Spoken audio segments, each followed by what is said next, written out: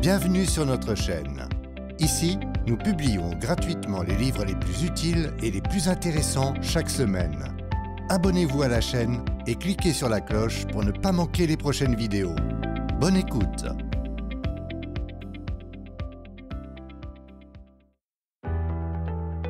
Chapitre 1.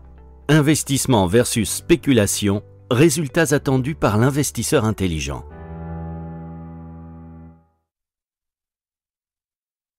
Ce chapitre donne un aperçu des points de vue qui seront exposés dans le reste du livre audio. En particulier, nous souhaitons développer dès le début notre concept de stratégie de portefeuille appropriée pour l'investisseur individuel non professionnel. Investissement versus spéculation.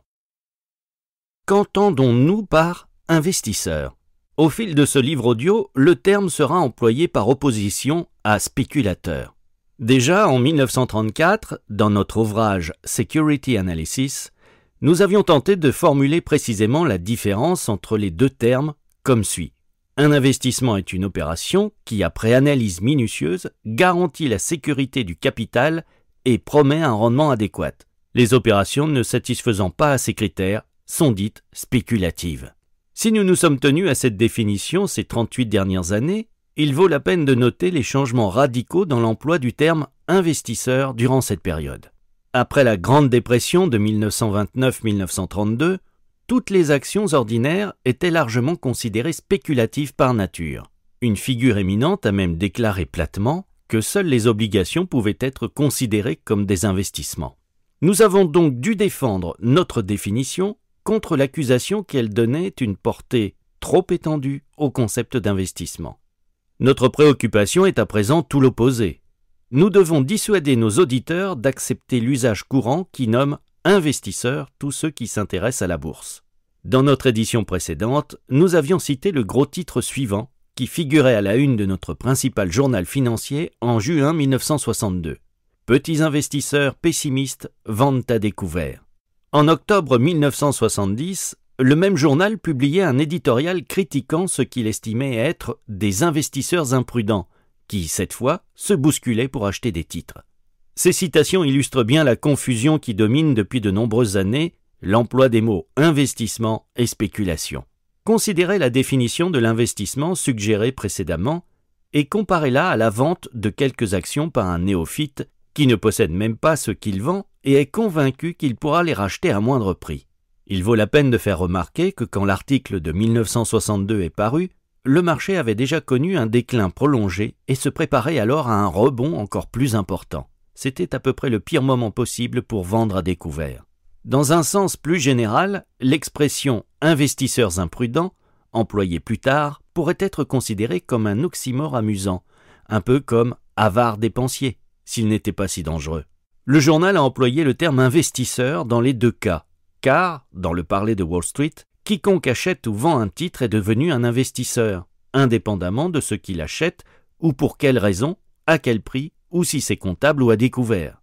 Comparez ceci à l'attitude du public envers les actions en 1948, époque à laquelle plus de 90% des sondés étaient opposés à l'achat d'actions au motif qu'elles étaient risquées, un pari pour la moitié d'entre eux, et qu'ils ne s'y connaissaient pas pour l'autre. Il est effectivement ironique, bien que peu surprenant, que les actions de toutes sortes aient été généralement considérées comme hautement spéculatives ou risquées à une époque où elles se vendaient au cours le plus attrayant et allaient bientôt effectuer leur plus rapide ascension de l'histoire. Inversement, le fait même qu'elles avaient atteint des niveaux sans aucun doute dangereux, sur base d'expériences passées, les a ensuite transformées en investissements et tout le public d'actionnaires en investisseurs.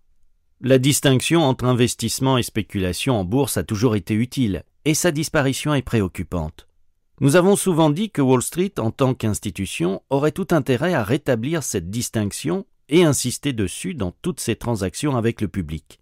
Faute de quoi, la bourse pourrait un jour se voir reprocher des pertes spéculatives importantes, qu'auront subi ceux qui n'auront pas été informés correctement. Ironiquement, une fois de plus, la majorité des récents embarras financiers de certaines firmes boursières semblent venir de l'achat de titres spéculatifs en fonds propres. Nous espérons que l'auditeur sera plus clairvoyant quant aux risques inhérents au placement boursier, risques inséparables des opportunités de plus-value qu'ils offrent et qui doivent tous deux figurer dans les calculs de l'investisseur.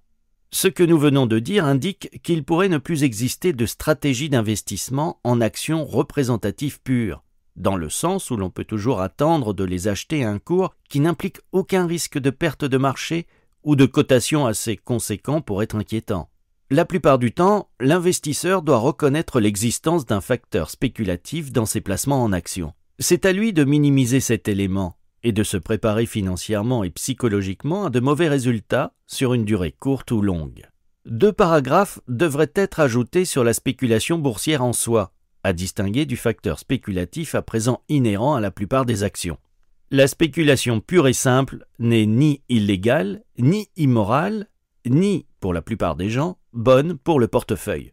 En outre, une certaine spéculation est nécessaire et inévitable, car tout placement s'accompagne d'un potentiel de bénéfices et de pertes substantielles, et ce risque doit donc être assumé par quelqu'un.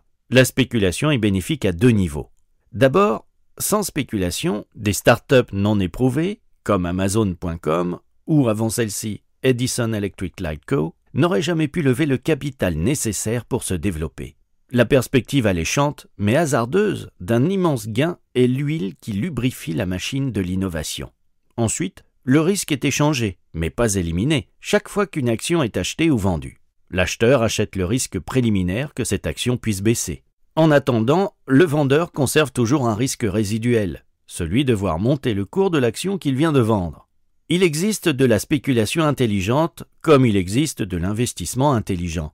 Mais il existe de nombreuses manières de spéculer inintelligemment. Parmi celles-ci, les principales sont 1. Spéculer quand vous pensez investir. 2. Spéculer de manière sérieuse au lieu d'en faire un passe-temps, quand il vous manque les connaissances et compétences nécessaires. Et 3. Spéculer plus d'argent que vous ne pouvez vous permettre d'en perdre. Selon notre opinion prudente, tout investisseur non professionnel opérant un compte sur marge devrait reconnaître qu'il spécule ipso facto, et il est du devoir de son courtier de le conseiller dans ce sens. Un compte sur marge vous permet d'acheter des actions avec de l'argent emprunté à une maison de courtage. En investissant des capitaux empruntés, vous gagnez plus quand les cours montent, mais vous pouvez perdre gros quand ils baissent. Les actions achetées sont laissées en garantie du prêt, aussi vous devez débourser de l'argent si leur cours tombe sous le montant emprunté. De même, tout investisseur achetant une action recherchée ou un quelconque titre de manière similaire devrait reconnaître qu'il spécule ou mise.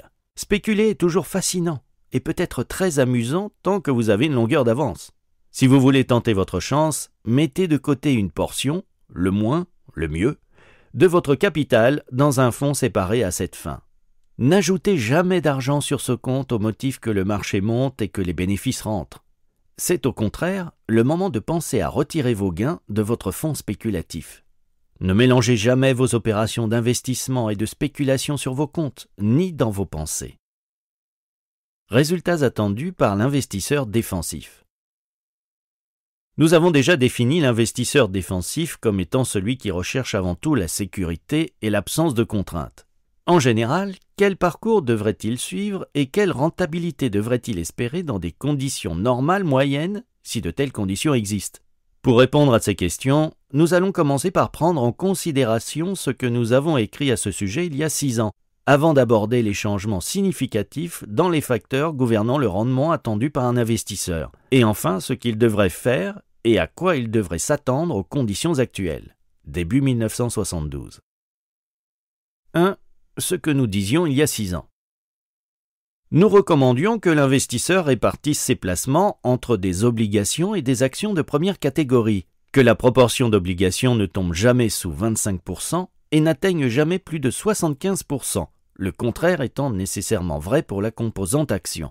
Que le choix le plus simple serait de maintenir une répartition de 50-50 entre les deux, en rééquilibrant quand l'écart dû au mouvement du marché atteignait, disons, 5%. Une stratégie alternative pouvait être de réduire la composante action ordinaire à 25% s'il sentait que le marché était dangereusement haut, et réciproquement l'augmenter jusqu'à 75% s'il sentait qu'un déclin boursier les rendait d'autant plus attrayantes. En 1965, l'investisseur pouvait obtenir un rendement d'environ 4,5% sur des obligations imposables de première qualité et de 3,25% sur des obligations non imposables. Le rendement en dividendes des principales actions ordinaires, avec un Dow Jones à 982, n'était alors que de 3,2%. Ce fait, parmi d'autres, suggérait la prudence. Nous avions laissé entendre qu'à des niveaux normaux du marché, l'investisseur devrait pouvoir obtenir un rendement en dividende initial entre 3,5% et 4,5% sur ses actions, auquel devrait être ajoutée une appréciation continue de la valeur intrinsèque et du prix normal du marché, à peu près égal, donnant une rentabilité combinée, dividende plus appréciation, d'environ 7,5% par an. La répartition à parts égales entre obligations et actions rapporterait environ 6% avant impôt. Nous avions ajouté que la composante action devrait fournir un certain degré de protection contre la baisse de pouvoir d'achat causée par une inflation à grande échelle. Notez que les calculs précédents prédisaient une hausse du marché boursier bien inférieure à celle survenue entre 1949 et 1964. Pendant cette période, la hausse annuelle des cours a moyenné bien plus de 10% pour l'ensemble des actions cotées en bourse et était généralement considérée comme représentative du futur. Peu de gens étaient prêts à envisager sérieusement la possibilité que la croissance rapide du passé signifiait que les cours étaient à présent surévalués, et donc que les merveilleux résultats depuis 1949 laissaient présager non pas de très bons, mais de mauvais résultats à l'avenir. 2. Ce qui s'est passé depuis 1964. Le principal changement depuis 1964 a été la hausse des taux d'intérêt des obligations de première catégorie pour atteindre des niveaux inégalés, même s'il y a eu une légère diminution depuis 1970. Le rendement offert par de bonnes obligations d'entreprise est à présent d'environ 7,5% et plus, contre 4,5% en 1964. Entre-temps, le rendement en dividende des actions de type Dow Jones a bien augmenté lui aussi pendant le déclin du marché de 1969-70. Mais, à l'heure où nous écrivons ceci, avec un Dow à 900, il est de moins de 3,5% contre 3,2% fin 1964. La hausse des taux d'intérêt a entraîné une dépréciation maximum d'environ 38% du cours des obligations à maturité moyenne, disons 20 ans, durant cette période. Ces développements ont un aspect paradoxal. En 1964, nous avions discuté en détail de la possibilité que le cours des actions puisse être trop élevé et sujet à un déclin sérieux. Mais nous n'avions pas considéré spécifiquement la possibilité qu'il arrive la même chose aux obligations de première catégorie, ni qui que ce soit à notre connaissance. Nous avertissons qu'une obligation à maturité longue peut voir son cours varier radicalement en réponse à l'évolution des taux d'intérêt. Au vu de ce qui s'est passé depuis, nous estimons que cet avertissement, ainsi que les exemples cités, n'étaient pas suffisamment appuyés. Car le fait est que si l'investisseur avait investi dans le Dow Jones à son cours de clôture de 874 en 1964, il serait légèrement gagnant fin 1971. Même au niveau le plus bas de l'indice, 631 en 1970, sa perte aurait été inférieure à celle de bonnes obligations à maturité longue. D'un autre côté, s'il avait limité ses investissements obligataires à des bons du Trésor américain, des titres d'entreprise à courte maturité ou des comptes d'épargne, il n'aurait encouru aucune perte de capital durant cette période et aurait touché des coupons supérieurs aux dividendes en actions. Il s'avère donc que les véritables équivalents monétaires étaient de meilleurs placements que les actions en 1964, et ce, malgré l'inflation qui aurait dû en théorie favoriser les actions par rapport aux instruments monétaires. Le déclin des obligations à long terme était dû au développement du marché monétaire, un domaine complexe qui n'a d'ordinaire aucune incidence majeure sur la stratégie d'investissement des individus. Ne voyez là qu'un exemple parmi bien d'autres d'expériences historiques qui ont démontré le caractère imprévisible du futur cours des titres. Écoutez la phrase de Graham et notez ce que dit cet éminent expert financier. Ne voyez là qu'un exemple parmi bien d'autres expériences historiques qui ont démontré le caractère imprévisible du futur cours des titres. Le futur cours d'une action n'est jamais prévisible. Et tandis que vous poursuivez votre écoute de ce livre, notez comme tout ce que Graham vous dit a pour but de vous aider à appréhender cette vérité. Puisque vous ne pouvez pas anticiper le comportement des marchés, c'est votre propre comportement que vous devez apprendre à anticiper et contrôler. Le cours des obligations a presque toujours fluctué bien moins que celui des actions, et les investisseurs pouvaient généralement acheter de bonnes obligations à toute maturité, sans trop se soucier de la variation de leur cours. Il y a toutefois quelques exceptions à cette règle, et la période ayant suivi 1964 s'est révélée en être une. Nous aborderons à nouveau les fluctuations des cours obligataires dans un chapitre ultérieur. 3. Attentes et stratégies, fin 1971 et début 1972. Vers la fin 1971, il était possible d'obtenir un rendement imposable de 8% sur des obligations d'entreprise bien notées à maturité moyenne et un rendement non imposable de 5,7% sur des obligations d'État et municipales bien notées. À plus court terme, l'investisseur pouvait obtenir un rendement d'environ 6% sur les obligations du Trésor américain à 5 ans. Dans ce dernier cas, l'acheteur n'a pas à s'inquiéter d'une perte potentielle de valeur marchande, puisqu'il est sûr d'obtenir un remboursement complet, plus 6% de rendement intérêt à la fin d'une échéance relativement courte. Actuellement, le Dow Jones à son cours récurrent de 900 en 1971 n'offre que 3,5% de rendement en dividendes. Supposons qu'aujourd'hui, tout comme par le passé, la décision d'investissement de base, soit de déterminer comment répartir son capital entre des obligations de première catégorie ou autres soi-disant équivalents monétaires et des actions principales de type Dow Jones. Quelle voie l'investisseur devrait-il suivre aux conditions actuelles du marché, sans aucune raison solide de présager de fluctuations significatives vers le haut ou vers le bas à moyen terme? D'abord, faisons remarquer que sans évolution défavorable sérieuse de la bourse, l'investisseur défensif devrait pouvoir compter sur un rendement en dividendes de 3,5% sur ses actions, en plus d'une appréciation annuelle moyenne d'environ 4%. Comme nous l'expliquerons plus loin, cette plus-value est essentiellement basée sur le réinvestissement des bénéfices non distribués par les différentes sociétés. Avant impôt, la rentabilité combinée de ces actions serait en moyenne d'environ 7,5%, soit légèrement inférieure au coupon offert par les obligations de première catégorie. Après impôt, la rentabilité moyenne des actions s'élève à environ 5,3%. Ce taux serait à peu près pareil à celui offert aujourd'hui par des obligations non imposables à maturité moyenne. Ces perspectives sont bien moins favorables aux actions par rapport aux obligations que dans notre analyse de 1964. Cette conclusion est inévitable, compte tenu du fait que les rendements obligataires se sont appréciés bien plus que ceux des actions depuis 1964. Nous ne devons jamais perdre de vue le fait que les paiements de coupons et de capital d'obligations de première catégorie sont bien mieux protégés, et donc plus sûrs, que les dividendes et plus-values des actions. Par conséquent, nous sommes forcés de conclure qu'aujourd'hui, vers la fin 1971, investir en obligations apparaît bien préférable à investir en actions. Si nous pouvions être sûrs de l'exactitude de cette conclusion, nous serions forcés de conseiller à l'investisseur défensif de placer tout son capital dans des obligations et aucun dans des actions, tant que l'écart de rentabilité n'aura pas changé de manière significative en faveur des actions. Mais bien sûr, les niveaux actuels ne nous permettent pas d'être certains que les obligations rapporteront plus que les actions. L'auditeur considérera immédiatement le facteur inflation comme une raison du contraire.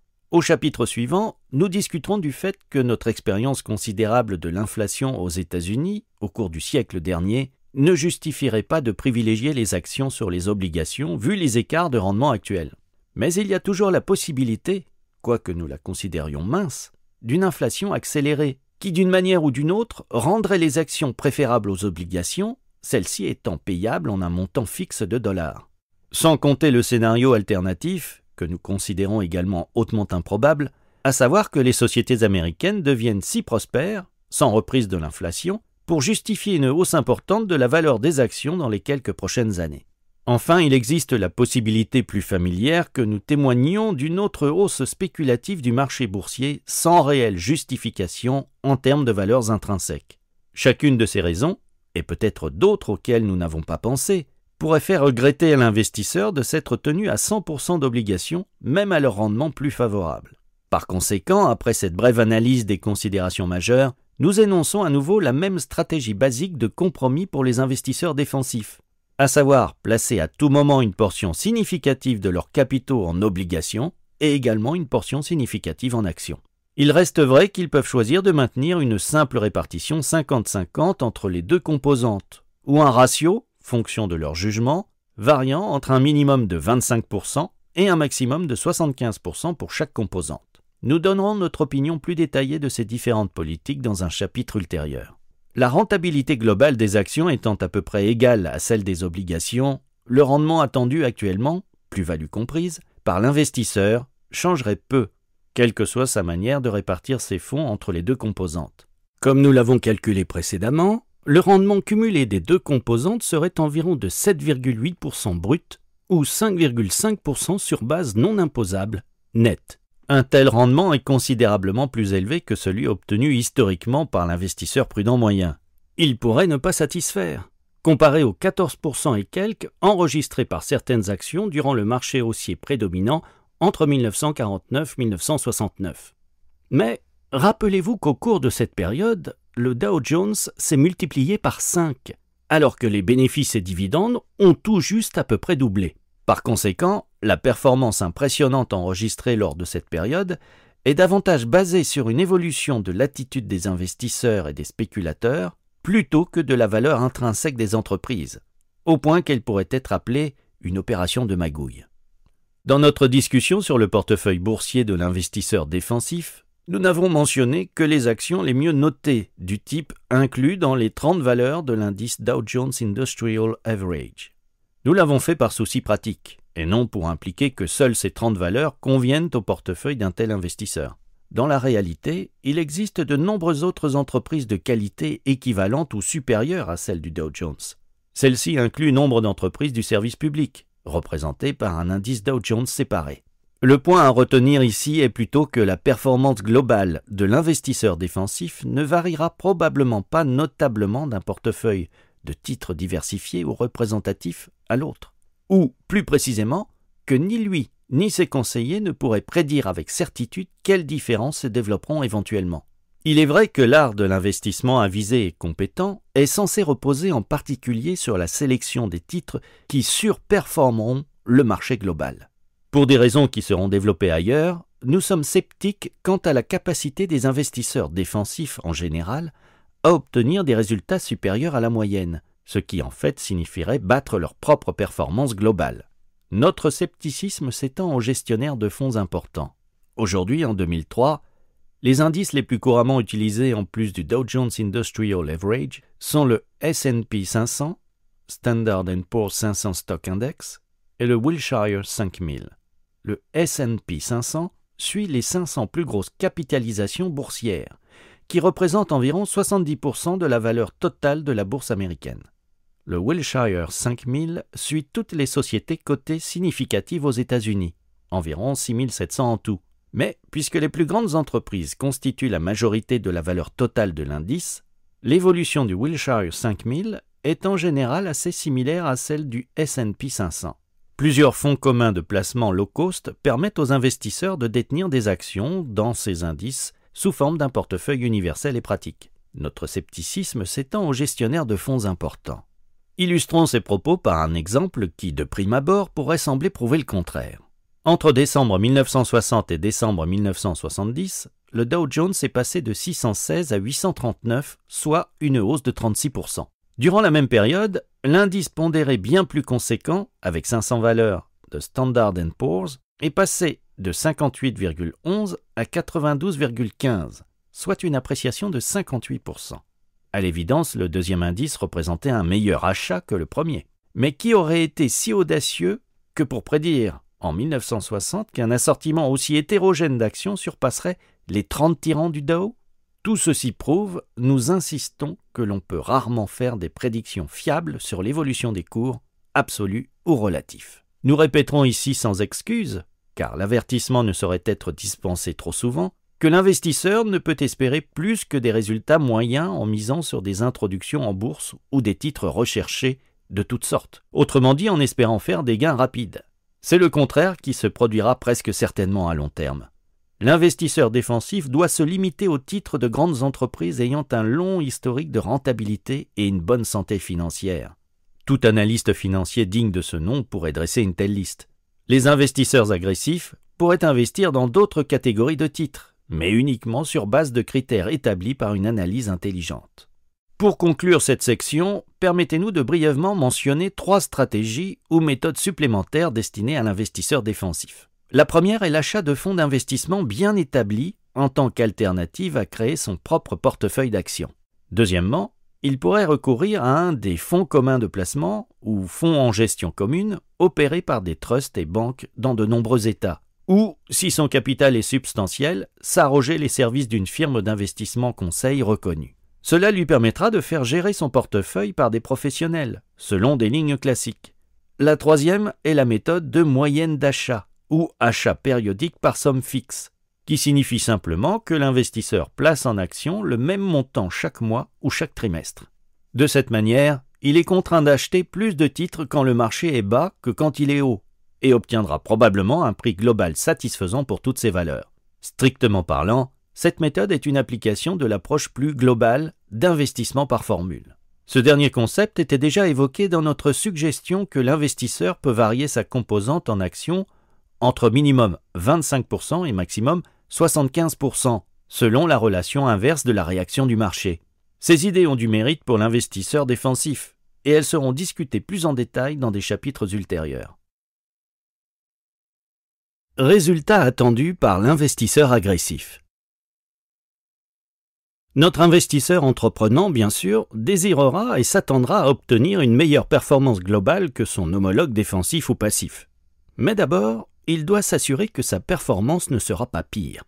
Il n'est guère facile de consacrer tant d'énergie, d'études et d'aptitudes à Wall Street pour finir avec des pertes au lieu de profits. Ces vertus, si elles sont mal canalisées, deviennent impossibles à distinguer de handicap. Aussi, il est crucial que l'investisseur entreprenant commence par dissocier clairement les stratégies offrant des chances raisonnables de succès de celles qui mènent à l'échec. En premier lieu, considérons plusieurs techniques employées par les investisseurs et spéculateurs en général pour tenter de battre le marché. Celles-ci incluent 1. Suivre le marché, trading. Suivre le marché signifie généralement acquérir des actions quand le marché monte et les vendre quand il commence à baisser. Les actions sélectionnées sont d'habitude celles qui se sont mieux comportées que la moyenne du marché. Un petit nombre de professionnels pratiquent fréquemment la vente à découvert pour dévaloriser une action. Ils vendent des titres qu'ils ne détiennent pas, empruntés via des mécanismes boursiers établis.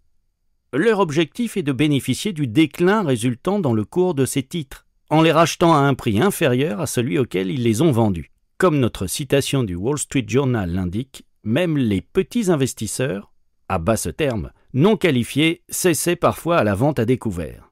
2. Sélectivité à court terme.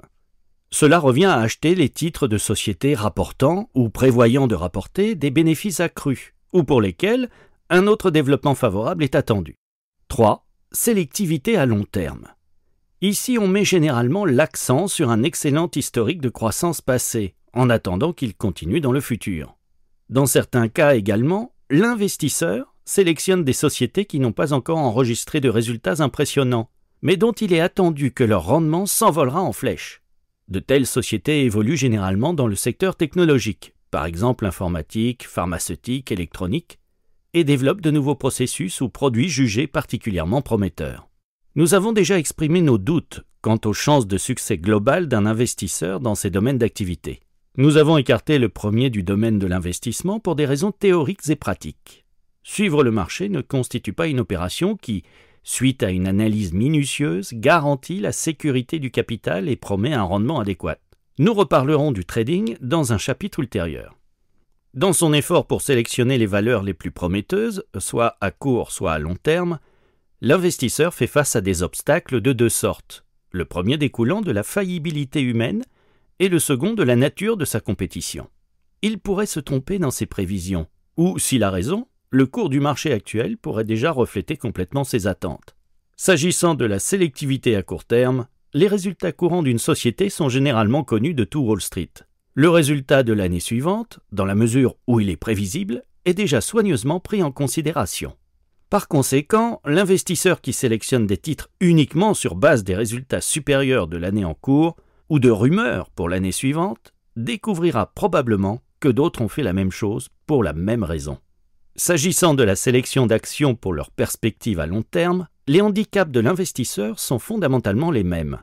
La possibilité d'une prédiction tout simplement erronée, illustrée par notre exemple des compagnies aériennes au début de ce livre, est d'autant plus grande que l'on extrapole à long terme.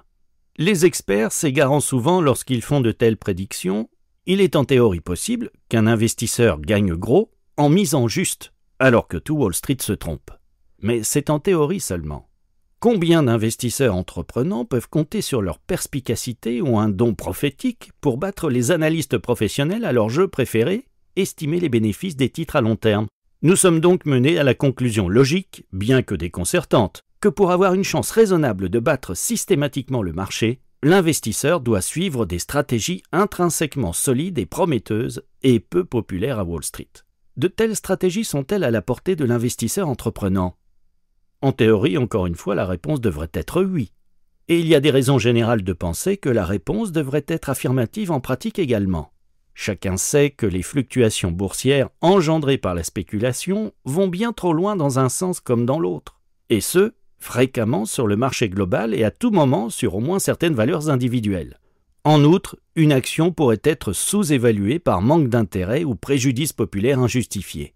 Nous pouvons aller plus loin et affirmer que dans la surprenante majorité des opérations en bourse, ceux qui s'y adonnent ne semblent pas savoir distinguer, restons polis, une partie de leur anatomie de l'autre. Dans cet ouvrage, nous soulignerons les nombreux exemples de divergences passées entre cours et valeurs. Aussi, il semblerait que toute personne intelligente, douée pour les chiffres, devrait avoir un véritable pique-nique sur Wall Street, s'enrichissant de la bêtise des autres. Il le semblerait bien, mais ce n'est pas aussi simple. Acheter un titre délaissé et donc sous-évalué pour faire un profit se révèle souvent une expérience de longue haleine, à faire perdre patience. Et vendre à découvert un titre trop populaire et donc surévalué pourrait se révéler un test non seulement de force et de courage, mais également de la profondeur de son portefeuille. En vendant une action à découvert, vous pariez que son cours va baisser et non monter. Vendre à découvert est un processus en 3 étapes. D'abord, vous empruntez des actions à quelqu'un qui les détient. Ensuite, vous vendez immédiatement les actions empruntées. Enfin, vous les remplacez par des actions que vous rachetez plus tard. Si le cours baisse, vous pourrez acheter vos actions de remplacement à un prix moins élevé. La différence entre le prix de vente des actions empruntées et le prix d'achat des actions de remplacement est votre gain brut, moins le dividende ou l'intérêt d'emprunt, ainsi que les frais de courtage. Mais si le cours de l'action monte au lieu de baisser, votre perte potentielle est illimitée, rendant la vente à découvert trop spéculative pour la plupart des investisseurs individuels. Le principe est censé, le réussir n'est pas impossible, mais ce n'est décidément pas un art facile à maîtriser. Il existe également un ensemble assez conséquent de situations spéciales, qui sur la durée pouvaient offrir une rentabilité annuelle de 20% ou plus, avec un risque global minime pour ceux qui s'y connaissaient dans ce domaine. Il s'agit des opérations d'arbitrage sur titres, des dividendes et boni de liquidation, des opérations de couverture d'une sorte ou d'une autre. Le cas le plus typique est une fusion-acquisition qui permet de revendre certaines actions à des cours substantiellement plus élevés qu'au jour de leur introduction. Le nombre de ces opérations s'est démultiplié ces dernières années, et cela aurait dû représenter une période hautement profitable pour les connaisseurs. Mais la multiplication des annonces de fusion-acquisition s'est accompagnée d'une prolifération d'obstacles à ces fusions et d'accords qui ne se sont pas concrétisés. Plus de quelques pertes individuelles ont ainsi été réalisées dans ces opérations autrefois fiables. Peut-être leur rentabilité globale a-t-elle également été réduite par trop de compétition. Fin des années 1980, tandis que les rachats d'entreprises avec effet de levier et les acquisitions par emprunt hostile se multipliaient, Wall Street a créé des bureaux d'arbitrage institutionnels pour profiter de toute erreur de valorisation sur ces accords complexes. Ils devinrent si doués que ces bénéfices faciles disparurent et que la majorité de ces bureaux ont fermé.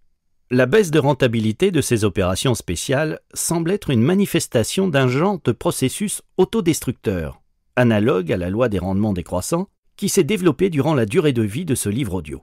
En 1949, nous pouvions présenter une étude des fluctuations de la bourse lors des 75 années précédentes, qui appuyait une formule, basée sur les bénéfices et taux d'intérêt courants, pour déterminer un seuil d'achat du Dow Jones sous sa valeur centrale ou intrinsèque et un seuil de vente au-dessus de cette valeur. C'était là une application de la fameuse maxime des Rothschild « Achetez bon marché et vendez cher ». La famille Rothschild, dirigée par Nathan Mayer Rothschild, était le pouvoir dominant dans le monde de l'investissement et du courtage au XIXe siècle en Europe. Cette formule avait l'avantage de contrer directement la philosophie tenace et pernicieuse de Wall Street qui consistait à acheter les actions parce qu'elles étaient montées et à les vendre parce qu'elles avaient baissé. Malheureusement, après 1949, cette formule ne fonctionnait plus. Une deuxième illustration est fournie par la fameuse théorie de Dow sur les fluctuations boursières, en comparant ses splendides résultats pour 1897-1933 à sa performance bien plus douteuse depuis 1934. Un troisième et dernier exemple d'opportunité dorée qui n'existe plus récemment, une majorité de nos propres opérations à Wall Street se sont concentrées sur l'achat de valeurs sous-cotées, facilement reconnaissables au fait qu'elles se vendaient à des cours inférieurs à leur fonds de roulement net, actifs corporels, hors actifs industriels et autres actifs, et après avoir déduit tous les passifs. Il est clair que ces titres se vendaient à un prix bien inférieur à leur valeur intrinsèque en tant que société privée. Aucun propriétaire ou actionnaire majoritaire ne braderait ainsi ce qu'il possède. Mais curieusement, ce genre d'anomalie n'était pas difficile à trouver. Une liste publiée en 1957 montrait près de 200 titres de ce type disponibles sur le marché. De manière variée, pratiquement toutes ces valeurs se sont avérées rentables, et le résultat annuel moyen s'est révélé bien plus profitable que de nombreux autres investissements. Mais ces valeurs sous-cotées ont elles aussi virtuellement disparu du marché boursier la décennie suivante. Et avec celle-ci, un champ fiable d'opérations intelligentes et réussies pour l'investisseur entreprenant. Cependant, au cours bas de 1970, sont réapparus un nombre considérable de titres sous leur fonds de roulement, et, malgré la reprise solide du marché, il en est resté suffisamment en fin d'année pour remplir un portefeuille complet. L'investisseur entreprenant, aux conditions actuelles, a toujours des possibilités variées d'obtenir des résultats supérieurs à la moyenne. L'immense choix de titres négociables doit en inclure un certain nombre identifiés comme sous-évalués selon des critères raisonnablement fiables. Ceux-ci devraient produire des résultats plus satisfaisants en moyenne que le Dow Jones ou tout autre indice représentatif similaire. À nos yeux, ce travail de recherche ne vaudrait la peine, pour l'investisseur, que s'il pouvait espérer accroître d'environ 5% avant impôt le rendement annuel moyen de son portefeuille d'actions. Nous tenterons plus loin de développer une ou plusieurs telles approches de sélection des actions à l'usage de l'investisseur actif. Commentaire sur le chapitre 1. Tout le malheur des hommes vient d'une seule chose, qui est de ne savoir pas demeurer en repos dans une chambre. Blaise Pascal. Pourquoi pensez-vous que les courtiers à l'étage du New York Stock Exchange applaudissent toujours au son de la cloche de clôture de séance, quel que soit l'état du marché ce jour-là? Parce que chaque fois que vous faites des opérations en bourse, ils gagnent de l'argent. Et ce, que vous en ayez gagné ou pas. En spéculant, au lieu d'investir, vous réduisez vos chances de vous enrichir et augmenter celles d'un autre. La définition de l'investissement de Graham ne pourrait être plus claire. Un investissement est une opération qui, suite à une analyse minutieuse, garantit la sécurité du capital et promet un rendement adéquat. Notez qu'investir, selon Graham, consiste à parts égales en 3 éléments. Vous devez analyser en détail une société et la solidité de ses affaires avant d'acheter ses actions. Vous devez délibérément vous protéger contre toute perte importante. Vous devez aspirer à des performances adéquates et non extraordinaires. Un investisseur estime ce que vaut une action sur base de sa valeur commerciale. Un spéculateur parie que le cours d'une action augmentera parce qu'un autre paiera plus que lui pour l'acheter. Comme Graham l'a dit un jour, les investisseurs jugent le cours du marché selon des critères de valeur établis, tandis que les spéculateurs basent leurs critères de valeur sur le cours du marché. Pour un spéculateur, le flux incessant du cours des actions est comme de l'oxygène. Coupez-le et il meurt. Pour l'investisseur, ce que Graham a appelé la valeur de cotation ou de marché est bien moins importante. Graham vous incite à n'investir que si cela ne vous dérange pas de détenir une action, même si vous n'avez aucun moyen de connaître son cours au quotidien. Tout comme parier au casino ou sur un cheval, spéculer en bourse peut être excitant et même gratifiant, si vous avez de la chance. Mais c'est la pire manière imaginable de bâtir votre fortune. C'est parce que Wall Street, tout comme Las Vegas ou le champ de course, a calibré les chances pour que la maison gagne toujours, à la fin, contre tous ceux qui essaient de la battre à son propre jeu. D'un autre côté, investir est un genre de pari unique, que vous ne pouvez perdre à la fin, tant que vous ne suivez que les principes qui mettent les chances de votre côté. Ceux qui investissent gagnent de l'argent à leur profit, ceux qui spéculent font gagner de l'argent à leurs courtiers. Et c'est pourquoi Wall Street minimise constamment les vertus durables de l'investissement et vante de manière criarde l'attrait de la spéculation. Dangereux à haute vitesse. Confondre spéculation et investissement est toujours une erreur, prévient Graham. Dans les années 1990, cette confusion a mené à une destruction de masse. Presque tout le monde semble avoir perdu patience au même moment, et l'Amérique est devenue la nation de la spéculation, peuplée de traders bondissant d'une action à l'autre comme des sauterelles dans un champ de foin en plein été. Les gens ont commencé à croire que pour éprouver une technique d'investissement, il suffisait de voir si elle marchait. S'ils battaient le marché sur une certaine période, aussi risquée ou bête soit leur tactique, ils se vantaient d'avoir raison. Mais l'investisseur intelligent se moque d'avoir raison temporairement. Pour atteindre vos objectifs financiers à long terme, vous devez avoir raison de manière durable et fiable.